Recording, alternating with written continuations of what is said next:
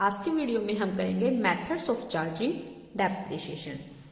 देखिए हम चाहे किसी भी मेथड से क्या करें, डेप्रिसिएशन चार्ज करें, एक कुछ स्पेसिफिक टर्म्स होती है जिनको हमें ध्यान में रखना होता है, क्योंकि ये कुछ ऐसे स्पेसिफिक टर्म्स है जिसे आप चाहे किसी भी मेथड से डेप्रिसिएशन कैलकुलेट करें आपको ध्यान में रखना होता है। तो स्पेसिफिक टर्म कौन कौन सी है आपकी? फर्स्ट वन है total cost of assets.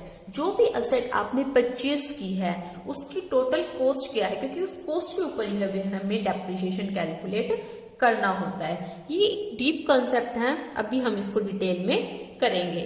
Second होती है आपकी estimated useful life of asset. देखिए जब भी हम कोई फिक्स असेट खरीदते हैं तो हम एक फिक्स टाइम नहीं बता सकते कि एक फिक्स टाइम पीरियड नहीं बता सकते कि इतने सालों तक ये हमें बेनिफिट देगी, लेकिन हम क्या करते हैं उसको इवेल्युएट करके ही एक एस्टिमेट लगा लेते हैं, एक बेस्ट एस्टिमेट लगा लेते हैं कि हाँ ये असेट इतने सालों तक तो हमें प्रोडक्शन देगी, हमें बेनिफिट देगी। तो वो एक होती है estimated useful life of assets. Means एक असेट, एक मान लीजिए आपने जो मशीन परचेज की है तो आपने एस्टिमेट लगाया है कि मशीन 10 सालों तक तो मुझे प्रोडक्शन करके अच्छे से देगी। एक होती है आपकी estimated scrap value. Scrap value क्या होती है कि जब आपकी एस्टिमेटेड यूजफुल लाइफ असेट की खत्म हो जाती है, तो मान लीजिए मैंने वो मशीनें खरीदी थी कि और मेरा एस्टिमेट था कि ये 10 साल तक मुझे प्रोडक्शन करके देगी, तो उस 10 साल के बाद अगर मैं उस मशीन को बेचूं तो उससे मुझे क्या वैल्यू मिल जाएगी, तो वो क्या होती है आपकी एस्टिमेटेड स्क्रैप वैल्यू। देखिए उसे भी आप क्या कर सकते हैं, एक फिक्स सेटलमेंट अमाउंट नहीं बता सकते कि हाँ ये मेरे इतने की बिक जाएगी। 10 साल बाद हमें नहीं पता कि उस मशीन के क्या रेट होंगे मार्केट में, तो उसमें भी हम क्या करते हैं, सिर्फ एक अपना एस्टिमेट लगाते हैं डिफरेंट पॉइंट्स को ध्यान में रखकर। तो ये होती है आपकी एस्टिमेटेड स्क्रैप वैल्यू। सिंपल हम बोल देते हैं कि अगर मशीन लिया मान लीजिए और कुछ नहीं तो उसका आयरन, उसका लोहा तो बिकेगा, तो एक मीन्स एक बहुत छोटी अमाउंट होती है आपकी जो हम एस्टिमेट करते हैं कि इतनी तो हमें 10 साल बाद में हम इसे बेचेंगे तो हमें मिल जाएगी, तो वो होती है आपकी स्क्रैप वैल्यू। तो देखिए जब भी आप डेप्रिसिएशन कैलकुलेट करते हैं तो आप कैसे डेप्रिसिएशन कैलकुलेट करते हैं? मान लीजिए आपके असेट की जो कॉस्ट थी वो क्या थी, आपकी 1 लाख रुपए थी मान लीजिए, तो आपकी कॉस्ट की असेट थी कितनी, 1 लाख रुपए, और हमने क्या कहा उसकी एस्टिमेटेड स्क्रैप वैल्यू मान लीजिए क्या थी हमारी 10,000 की। हमने सोचा कि 10 साल बाद जब उसकी यूजफुल लाइफ खत्म हो जाएगी तब अगर मैं उसको बेचूंगी तो तब मुझे क्या होगा, उससे 10,000 रुपए वापस मिल जाएंगे। तो उसको क्या करूंगी, मैं माइनस कर दूंगी। मीन्स मेरी असेट की एक्चुअल वैल्यू मुझे क्या पड़ी, 90,000, और उसको डिवाइड कर दूंगी किससे, estimated useful life of asset, मतलब 10 साल से। तो 9,000 रुपए हमारा क्या आ जाएगा, डेप्रिसिएशन पर ईयर। मीन्स हर साल मुझे 9,000 रुपए क्या करना है, अपना डेप्रिसिएशन कैलकुलेट करना है। तो देखिए अब हम देखते हैं आपकी कॉस्ट ऑफ असेट। ये दिखता छोटा टॉपिक है, इजी टॉपिक है, लेकिन इसमें बच्चे बहुत गलतियां कर देते हैं, क्योंकि इसमें वो एग्जामिनर बहुत छोटी छोटी टर्म में बच्चों को कंफ्यूज करता है। तो देखते हैं इसको डिटेल में करते हैं हम, कॉस्ट ऑफ असेट को हम कैसे कैलकुलेट करेंगे। देखिए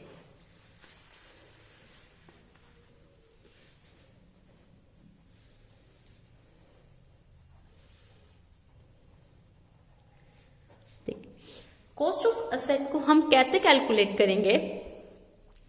हम जब भी कोई फिक्स असेट्स खरीदते हैं तो जब तक उसको खरीद के हम अपने ऑर्गेनाइजेशन में, अपनी फर्म में उसको लेकर आते हैं और जब तक उसको पूरी यूज की कंडीशन में नहीं ला देते, मीन्स जब तक उससे एक्चुअल प्रोडक्शन स्टार्ट नहीं कर देते, तब जब उस टाइम तक उस पर जितने भी खर्चे किए जाते हैं वो सब उसकी कॉस्ट में ऐड किए जाते हैं। देखिए एक होता है आपका प्लेस ऑफ बाय, ठीक, जहां से आपने वो असेट परचेज की है, और एक होता है आपका क्या, प्लेस ऑफ यूज, जहां पर आपको वो असेट यूज करनी स्टार्ट करनी है, अपने ऑर्गेनाइजेशन में लाके उसको यूज करना स्टार्ट करोगे। तो उनके बीच के जितने भी खर्चे होते हैं आपके, आप उनको क्या कहते हैं, प्राइमरी एक्सपेंसेस बोलते हैं। अब जितने भी वो प्राइमरी एक्सपेंसेस होते हैं वहां से आपके बिजनेस में आकर यूज करने तक जितने भी खर्चे होते हैं आप उनको क्या कहते हैं, प्राइमरी एक्सपेंसेस। और उन सबको क्या कर देते हैं, आप ऐड कर देते हैं किसमें, कॉस्ट ऑफ एसेट में। आपकी एसेट की जितनी भी कॉस्ट है उसमें क्या कर देते हैं, आप ऐड कर देते हैं। अब ये खर्चे आपके कौन कौन से होते हैं? सबसे पहला आपका खर्चा क्या होता है, आपका परचेज प्राइस। आपने जितने में भी वो मशीन या वो एसेट परचेज किया है, ठीक। सेकंड क्या होता है आपका फ्रेट। आपने उस एसेट को फैक्ट्री से, सेलर से आप अपने बिजनेस में लेकर आए हैं, उस दौरान रास्ते में आपने जितना भी फ्रेट पे किया है वो भी आप इसके अंदर क्या कर देते हैं, ऐड कर देते हैं। Third one is insurance in transit. Insurance in transit, आपने रास्ते में मीन आपकी कोई ऐसी चीज थी, आपने मान ली ग्लास के आइटम थे, आपको लग रहा था कि वो ट्रांजिट में ड्यूरिंग ट्रांसपोर्टेशन वो क्या हो सकते हैं, टूट फूट सकते हैं, तो रास्ते में का आपने उनका क्या करा दिया, इंश्योरेंस करा दिया, तो वो भी एक्सपेंस आपकी कॉस्ट में ऐड होते हैं। Fourth one is installation charges. आपकी मशीन आपकी कंपनी में आई, मीन्स वो मान लीजिए आपकी बहुत बड़ी मशीन थी तो वो डिफरेंट डिफरेंट पार्ट्स में आती है, तो वहां से आकर आपकी कंपनी में क्या करेंगे, उसको असेंबल करेंगे, उनके सारे पार्ट्स को, अलग अलग पार्ट्स को जोड़ेंगे और फिर उनको इंस्टॉल करते हैं ताकि वो प्रॉपर कंडीशन में काम करना स्टार्ट कर दे। तो वो सारे खर्चे, ये जितने भी खर्चे होते हैं इन सबको क्या बोलते हैं, आपके प्राइमरी एक्सपेंसेस, और ये सब आपके क्या होते हैं, कॉस्ट ऑफ एसेट में ऐड होते हैं। तो ये था जब तक हम पुट इन यूज की कंडीशन में डालते हैं। उसके बाद भी आप क्या करते हैं, कई बार अपनी फिक्स एसेट्स पर कुछ खर्चे करते हैं, मीन्स पुट इन यूज की कंडीशन में आने के बाद भी अगर आपने कुछ खर्चे करते हैं तो उनको आप क्या बोलते हैं, फर्दर एक्सपेंडिचर। ठीक, ये भी आगे फर्दर क्या होते हैं, टू टाइप्स के होते हैं। एक क्या होता है, वो खर्चे जिनसे आपकी क्या होता है, जिनसे आपकी प्रोडक्शन कैपेसिटी है वो इंक्रीज होती है, जिनसे आपकी फिक्स एसेट की एफिशिएंसी इंक्रीज हो जाती है। फर्स्ट वन कौन सी, which increase the efficiency of asset, जिससे आपके एसेट्स की एफिशिएंसी इंक्रीज हो जाती है। इनको क्या बोलते हैं आप, कैपिटल एक्सपेंडिचर। ये बड़ी अमाउंट के एक्सपेंडिचर होते हैं।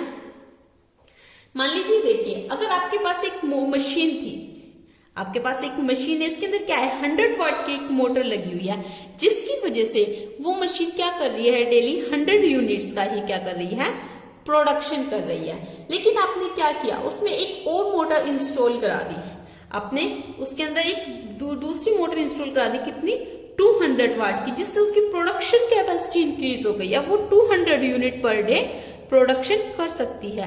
तो इससे क्या हुआ, देखो उसकी एफिशिएंसी इंक्रीज हो गई।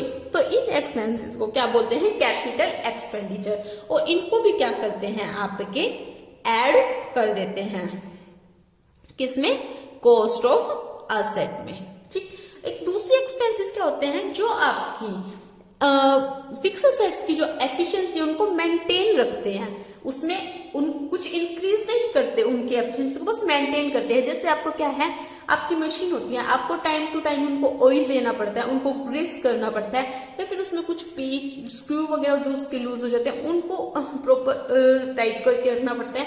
तो वो मेंटेन रखने के लिए, ताकि वो प्रॉपर कंडीशनिंग में अपना वर्क करती रहे स्मूथली, वो जो भी खर्चे होते हैं वो आपके क्या होते हैं, revenue expenditures, means which maintain the efficiency of the asset.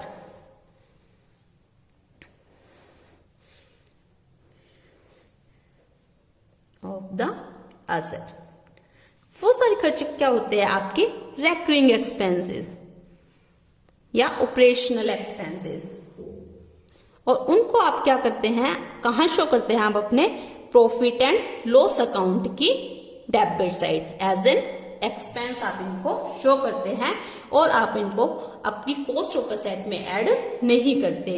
Do not add to the cost of asset. ठीक, समझ में आया कि आपको जब भी कॉस्ट ऑफ एसेट निकालनी है तो आपको इन सब पॉइंट्स को ध्यान में रखकर चलना है। चल देखिए एक क्वेश्चन करके देखते हैं, उससे आपको अच्छे से समझ आएगा कि कॉस्ट ऑफ असेट कैसे निकालनी है जब डेप्रिसिएशन कैलकुलेट करते हैं। देखिए मान लीजिए आपने एक असेट खरीदी है, कब? 1 जनवरी को आपने एक असेट परचेज की, ठीक। लेकिन क्या हुआ, वो आपके बिजनेस में आई कब? 1 मार्च को वो आपके बिजनेस में आकर इंस्टॉल हो गई, मीन्स पुट इन यूज की कंडीशन में वो आ गई कब? 1 मार्च को। लेकिन उस पर एक्चुअल प्रोडक्शन आपने स्टार्ट किया मान लीजिए 1 जून से, क्या किया आपने? उस पर एक्चुअल वर्क स्टार्ट किया। तो 31 दिसंबर को आपको उस पर डेप्रिसिएशन कैलकुलेट करना है, कितना होगा। तो देखिए मान लीजिए आपने असेट परचेज की थी, कितने की? 1 लाख रुपए की, और डेप्रिसिएशन का रेट कितना करना है आपको? 10% उस पर कैलकुलेट करना है। तो आप ये बताइए कि आप डेप्रिसिएशन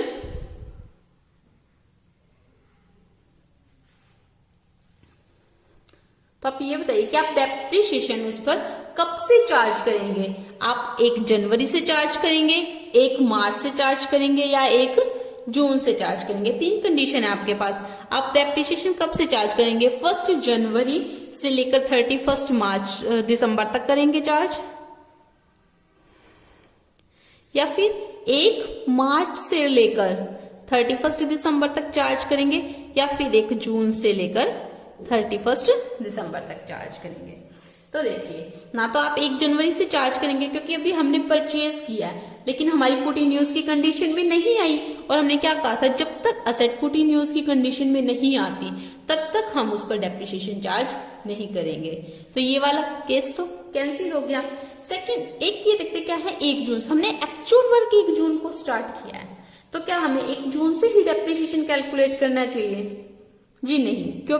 देखो क्यों, क्योंकि हमने क्या कहा था, डेप्रिसिएशन हमें कैलकुलेट करना है कब से? जब आपकी असेट्स पुट इन यूज की कंडीशन में आ जाए। अब आप उस पर एक्चुअल वर्क करें ना करें वो मैटर नहीं करता, क्योंकि डेप्रिसिएशन की हमने कंडीशन क्या पढ़ी थी कि with the passage of time, जैसे जैसे टाइम बीतता है आपकी मशीन की वैल्यू, आपके असेट्स की वैल्यू कम होती है। तो आप उसको बेशक यूज करें ना करें, आपका डेप्रिसिएशन तो कैलकुलेट होगा। तो आपका डेप्रिसिएशन कब चार्ज किया जाएगा? 1 मार्च से लेकर 31 दिसंबर तक। तो आपका डेप्रिसिएशन कितना हो जाएगा? 1 लाख रुपए पर 10% के हिसाब से कितने मंथ के लिए? 1 मार्च से 31 दिसंबर, 10 मंथ्स के लिए। जो आपका ये आ जाएगी क्या? डेप्रिसिएशन की अमाउंट।